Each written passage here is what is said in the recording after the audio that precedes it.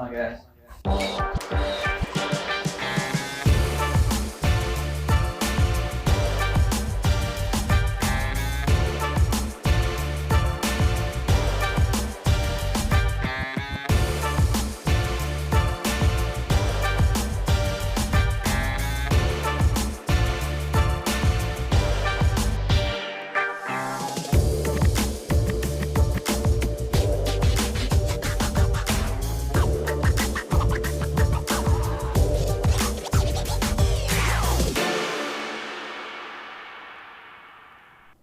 Welcome to the 9th edition of the Edge Talk Show.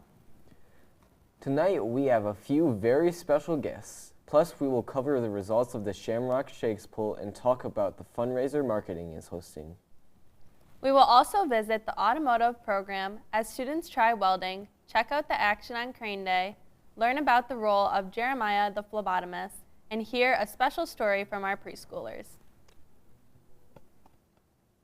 As you know, it's March, so it's Shamrock Shake season. We wanted to know your opinion on them, so we had the Edge's Gabe Davis take a tour of EdTech and ask around.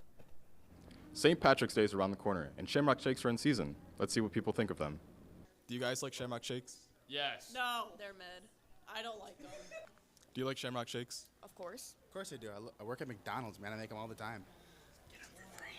Do you like Shamrock Shakes? Not really, no, unless it's a Shamrock Shake mixed in with chocolate shake. I like the half and half version.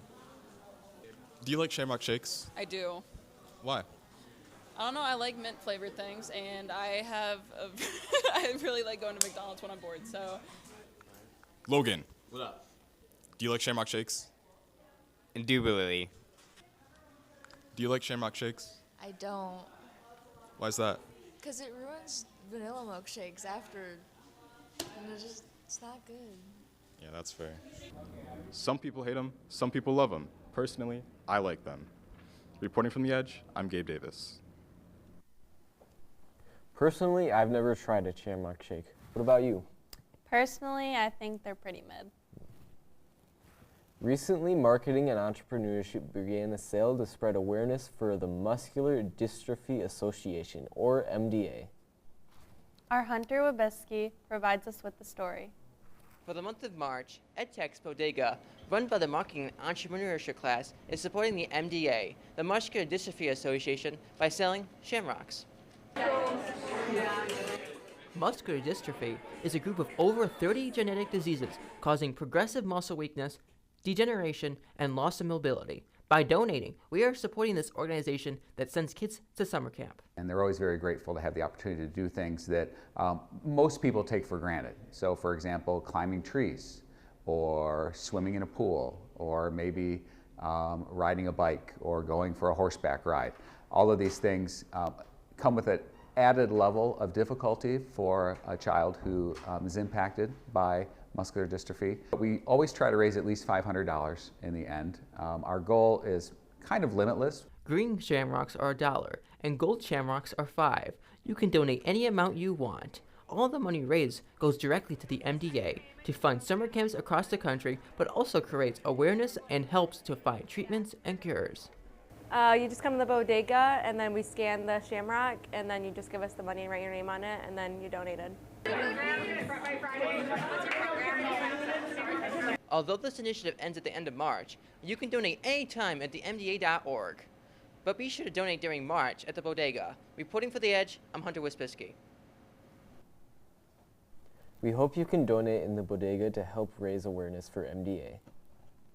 On March 12th through the 15th, myself, Kaeleigh Gourieux, Van Wilder, and Logan Romain headed off to the BPA State Leadership Conference in Grand Rapids.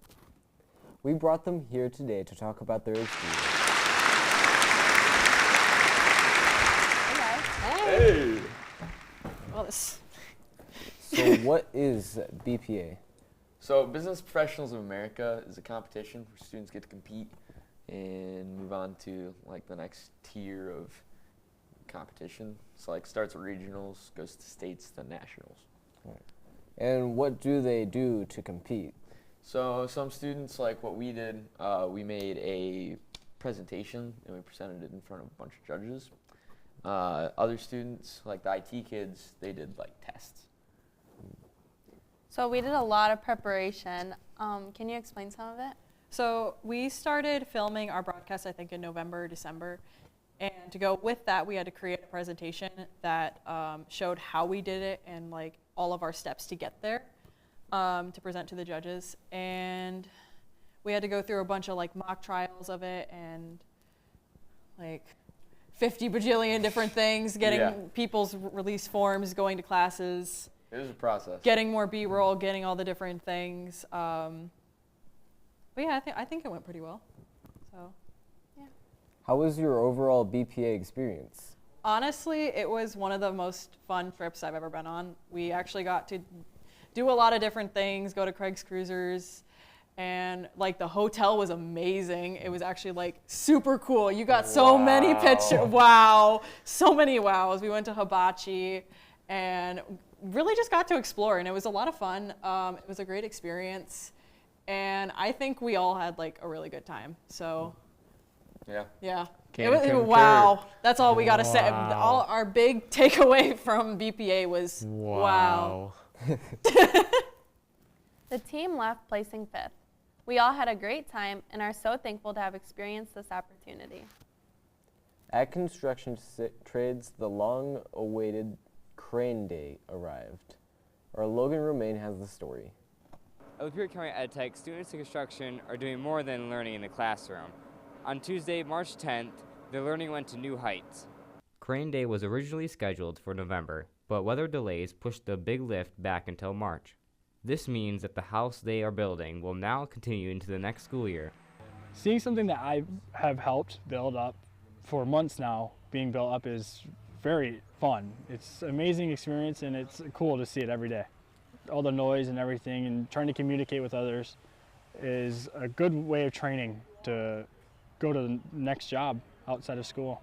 Throughout the year, students work together on every step of the build, learning what it takes to work on a real construction project. All the mistakes and how brought everyone together and how we all grew as one. All the mistakes that we've made along the way, but I'll also remember all the memories we made too. It's a great experience to be able to do this with people that I never knew 2 years ago. Yeah, they make me feel more confident through all the loud noises and everything that's getting yelled and happening at once. And according to instructors, those moments help students learn one of the most important parts of construction. The biggest lesson they're learning today outside of construction, I'd say, would be teamwork and communication. The seniors this year will finish up as much as possible. Because of the delay, juniors next year will pick up where they left off. Reporting for The Edge, I'm Logan Romain. Looks like these students will be getting a lot of hands-on experience for the rest of their senior year. For medical careers, students at Lapeer County EdTech learning to draw blood means more than knowing the steps. It means doing it on a real person.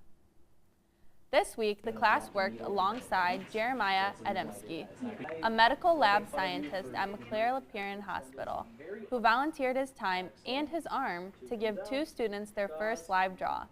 Adamski walked the class through the process together before anyone went one-on-one. I was pretty nervous actually, but at the same time, like, I had gained more confidence because I've practiced before, but it wasn't as bad or as scary as I thought it would be. It was actually not that bad at all, but I was a little worried. The class says the hands-on session brought the training to life in a way the classroom couldn't. Next up, we have 2 very special guests. Stella the Goat and Jacob Schmidt.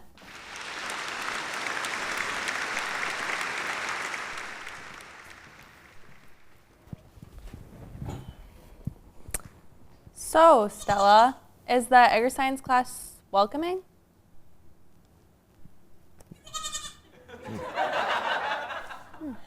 Why are you even here? I don't know, I just work here. So what is it like being with Walter?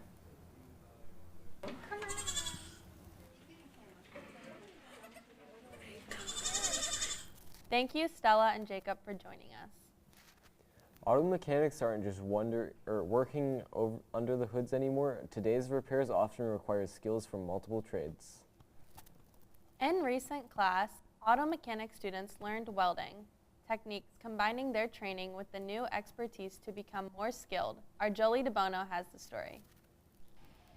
Usually when you envision what auto mechanics work with, you would see tools and engines. However, modern repairs require much more. The welding class taught the auto mechanics students how to weld. Different trades connect to improve their skills. Our class got to experience welding last week. We got to go over. Miss D let us in and we got to learn TIG welding, MIG welding. That was really cool. The welding kids split the auto mechanic kids into groups to teach them different styles of welding. Oh, there's Sean. Teacher's been gone, so we have been demonstrating how to do different welding like processes like MIG welding, TIG welding, stick welding, and just teaching them the basics of that. I've always been the one that's been getting taught, so it's kind of cool to explain what I've been taught and teach it to other people that don't know as much as me. Learning doesn't need to be stuck in just one classroom. The auto mechanic class needed the spark to help further develop their skills in the trade opportunities, like help other students become more well-rounded in their trade. Reporting for The Edge, I'm Jolie DeBono. By learning welding and other trades, these students are taking auto mechanics beyond the garage and into a whole new level of skill. It's time to sit back, get comfortable, and enjoy a story full of imagination, interesting characters, and a little bit of a surprise from our preschoolers. Careers in Ed's preschoolers, Ava has the story. Tell them all about it. What happened? He was at Terry and Gary's, and then he was going to get on the cow and get him, and then he fell off with his glasses and his hat. Is he okay? Yeah, he got mud on himself. Our neighbor friend, he slid on some ice that was not really good and it hurt. And he had to go to the doctor's. And then our friend Libby, her eyes was closed. And then I think she went to the doctor's. Is she okay too? Yeah. All right, thank you so much. Do you have anything else you want to say? Anything else you want to add? Perfect. We hope you enjoyed that silly, fun story. Thank you for watching tonight's edition of The Edge. Be sure to come to our Culver's Share Night on Tuesday, March 24th from 5 to 8 p.m. We hope you enjoyed our new talk show format. We are excited about bringing you all the news and events for the remainder of the year at EdTech. In the meantime, you can keep up with us on Facebook, Instagram, Snapchat, Twitter, and TikTok at The Edge LC. I'm Montanna Eads. And I'm Brandon Bruce, signing off until the next edition.